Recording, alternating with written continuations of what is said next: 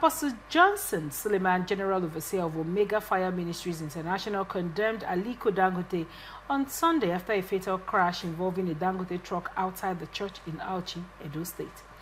Truck reportedly suffered brake failure on the Benin-Okene Expressway opposite the church and smashed into a Mercedes-Benz GLK carrying 4 people. 3 died at the scene. 1 was critically injured. Impact pushed the truck into a head-on with a BUA vehicle before it burst into flames, triggering panic as responders fought the fire. Suleman accused the billionaire of poor fleet oversight and referenced recent crashes in the axis. He said, "Your recklessness has made parents childless. You give trucks to little boys who are high on drugs and untrained," he said at the scene. Clergy urged authorities to hold the company accountable, insisting the recurring losses won't go unchallenged. Dangote has been in the news from last week. I don't know if you saw the report of the former Big Brother Nigerian contestant. I think she won that year, Fina. Her sister was involved with the Dangote truck quite recently, and she had one leg amputated, and the Fina did mention they are still looking to possibly amputate the second leg. In the overview of things, what do you think of this report? It's unfortunate that these things keep reoccurring, and for each time it happens, some of them don't even make it to the media, and even those that make it to the media, after a few days or weeks of outcry, everything seems to go back to default reset. Right. And it shows something. The safety culture in Nigeria is poor, and particularly this organization. It suggests that the safety culture for the Dangote group, it's quite poor. If it's an organization that cherishes safety, that have an active safety department, and that considers safety as a priority, to their business, they would have. Your safety starts even from when you're buying the fleet. I know some organizations that have it as safety as one of their key safety culture. They tell you that if it cannot be done safely, don't do it at all. But I don't think that is the culture here. That suggests why they could, have reckless drivers. A company that have a safety culture would train their, as they recruit from the time of recruitment, training their staff. You don't just recruit somebody because he's a truck driver and give him your truck to drive. You consider how safety conscious he is. So I think it's then also to the Nigerian society. What does not talking about the government, do we have a safety culture? Who regulates this, these institutions? Who cares about? We have regulatory agencies here and there, but does anybody care about how safe it is for these organizations to keep doing business in Nigeria? They make a whole lot of money. It's a good organization when it comes to that. They probably have created jobs in Nigeria. Yes. But beyond creating jobs, even their own workers, if they could display this recklessness on the road, then the question is, when they go to the confines of their organization where nobody sees, where, within the 4 walls of the organization that is shut out from the public view, how safe is that place? It probably suggests that the organizations don't even care whether the workers that come home every day still go back. You still go back the way they came home. In a nutshell, in one word, it's an organization with a poor safety culture. Now, you'd expect that given the person of Dangote, his exposure, his the business structure should seem stronger. You have mentioned organizational failure, and I did hear you talk about how it's possible that these drivers are not well trained. Shouldn't that be a core focus of an organization as big and prominent as the Dangote Group? Now, you see, in recent times, most organizations, most industries, in fact, the industry drive specific organization, maybe say the oil industry, the trucking industry, right, and they drive certain things that are key in the organization. They say, in this industry, safety is serious. Unfortunately, even beyond the Dangote, not just the Dangote, the transportation industry in Nigeria is not necessarily built around safety.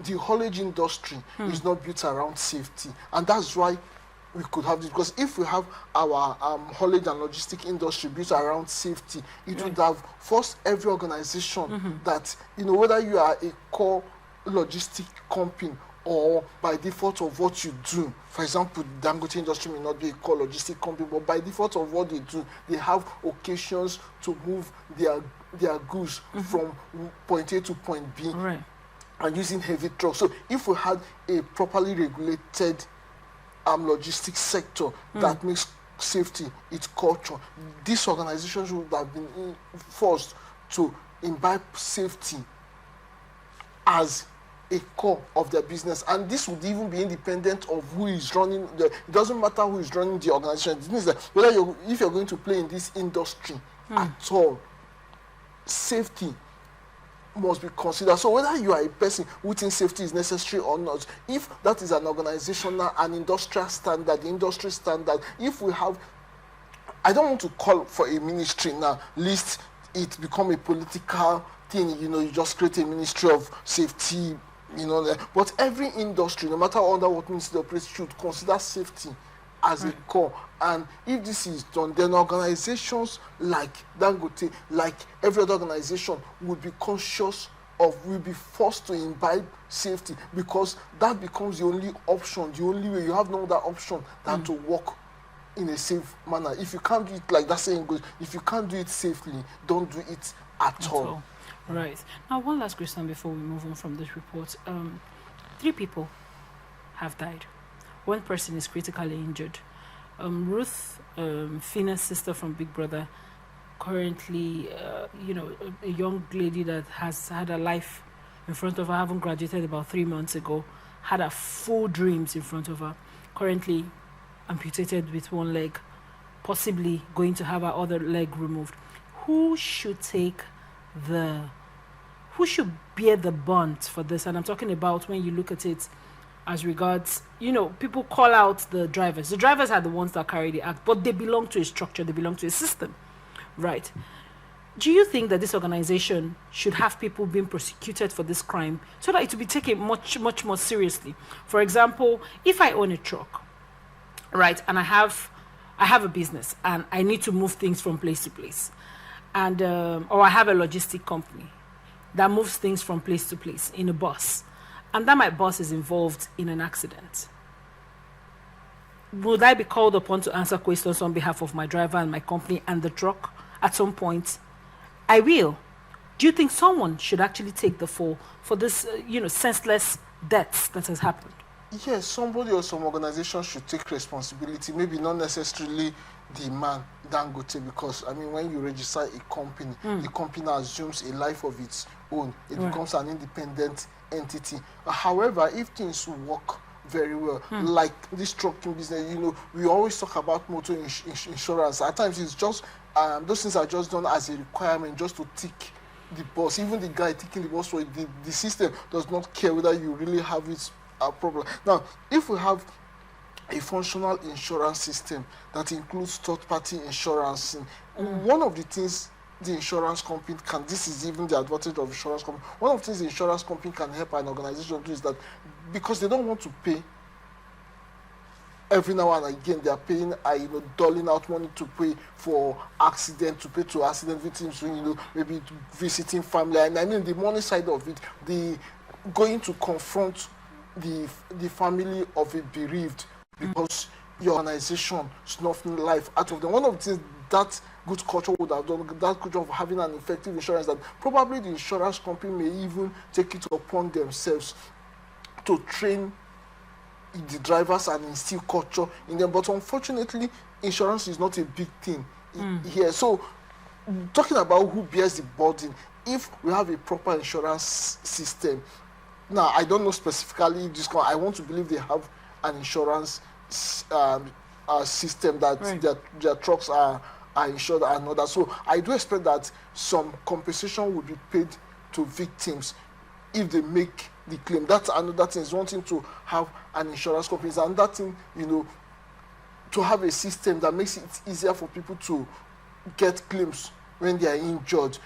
So yes, the organization, the insurance company should take care of the victim, you know, take care of their treatment and maybe take care of their burials. What becomes in the case of burial, yes, and depending on what insurance package they have, also maybe take care of some things for the family after the burial. But you see, these things, to the best of my knowledge, are code comfort. Right. No matter how much it's paid to a bereaved family, it doesn't take away the grief they suffer. It doesn't take away the pain they suffer. It doesn't take away the fact that that child will grow up as a fatherless child. That child will grow up as a motherless child. That child will grow up as an orphan. It doesn't take away the fact that that guy whose leg has been amputated will always live in regret of inability to use his limbs. So yes, much as we call for insurance, you know, and to make it effective so that victims can always have some succor,